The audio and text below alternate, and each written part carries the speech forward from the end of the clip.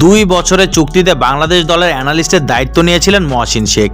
তবে চুক্তি পূর্ণ করার আগে শেষ হয়েছে মহসিন অধ্যায়, এমনই গুঞ্জন রয়েছে। অবশ্য আসন্ন ওয়েস্ট ইন্ডিজ সফরে যাননি এই ভিডিও অ্যানালিস্ট।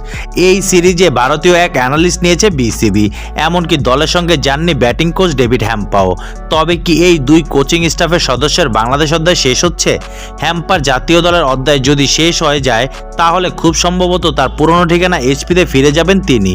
তবে ক্যারিবিয়ান সিরিজে হ্যাম্পার না থাকায় নতুন করে ব্যাটিং কোচের দায়িত্ব সামলাবেন সিনিয়র সহকারী কোচ মোহাম্মদ সালাউদ্দিন। বিসিবির এক কর্মকর্তা বলেন, দেখেন এই সিরিজটিতে তারা যায়নি, পরবর্তী প্রসেস কি হবে সেটা এখন বলা যাচ্ছে না। আপাতত এই সিরিজে তারা নেই। হ্যাম্পার যেহেতু নেই, কোচ সালাউদ্দিন স্যার বিষয়টি দেখবেন ব্যাটিংয়ের। সালাউদ্দিন এর আগে বাংলাদেশ জাতীয় দলের সহকারী কোচ ও ফিল্ডিং কোচ হিসেবে কাজ করেছে 2006 থেকে 2010 সাল পর্যন্ত।